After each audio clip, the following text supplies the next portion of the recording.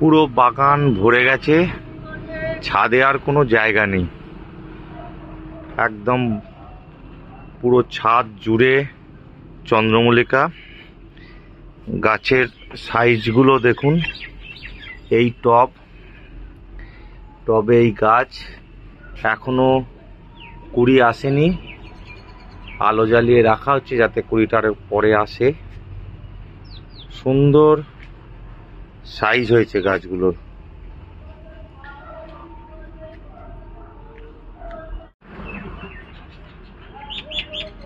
পাখি এসেও খেলে বেড়াচ্ছে পুরো ছাদ জুড়ে। গাছগুলো দেখলেন, এবার যে মানুষটা এই গাছগুলো করেছে তার সাথে পরিচয় করে দিই। এই যে উজ্জ্বলদা, আমার দাদা হয়। তা এখন ঘটনা হচ্ছে যে পুরো ছাদ জুড়ে দেখতেই পাচ্ছেন, পুরো ছাদ জুড়ে এই বাগান হয়ে গেছে। এবার সব কিছু সামাল দিতে গিয়ে খাটনিও প্রচুর, এতখানি গাছ, এবং একটা তো কুড়ি আসেনি, দেখবেন একটা তো কুড়ি আসেনি, এখনো সময় লাগবে। এবং লাইট থেরাপিও চলছে। কিসে করেছো তুমি গাছটা?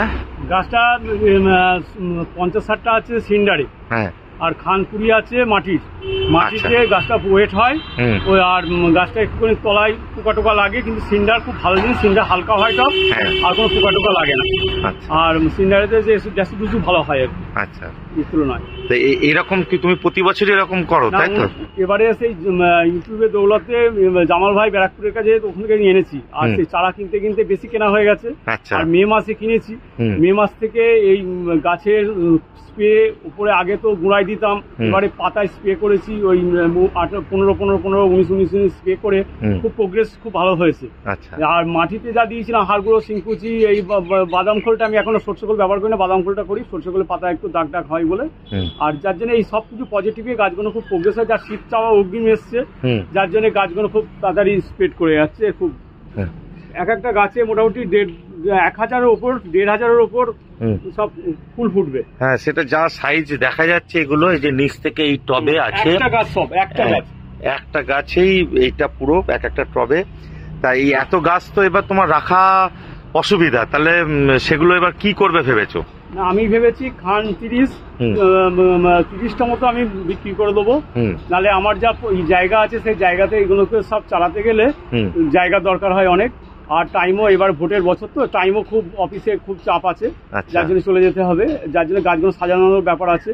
আর বর্ষাও এবার মাঝে মাঝে নিম্নচাপ হয়ে যাচ্ছে, বর্ষাতেও এই গাছগুলোকে সব সরানো, তোলা, নামানো। ওখানে শেডও রয়েছে দেখছেন, এই এত গাছ তুলে নিয়ে গিয়ে ওখানে বৃষ্টির দিন রাখা, এটা তো যথেষ্টই খাটনির ব্যাপার।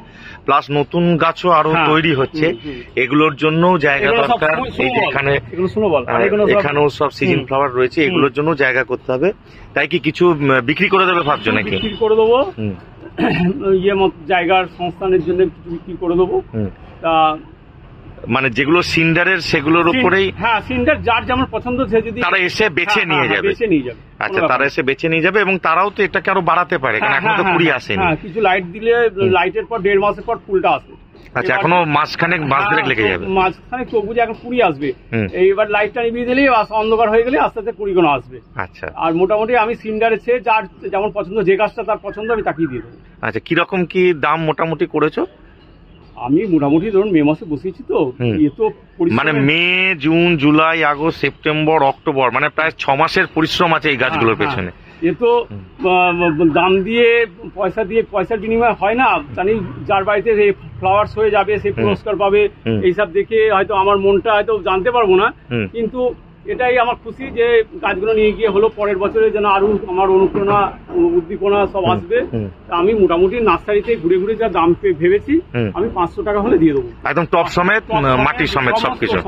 আচ্ছা, আর এখানে কি অনেকগুলো কালার আছে তো মোটামুটি? হ্যাঁ, প্রতিটা এক এক রকমের। আর জামাল ভাই জানেন, জামাল ভাইয়ের সব ভ্যারাইটি এক একটা জায়গা থেকে এক এক রকমের কালার দিয়েছে, তার জন্য আমি 100% স্যাঙ্গুইন যে এক এক রকম কালার হবে।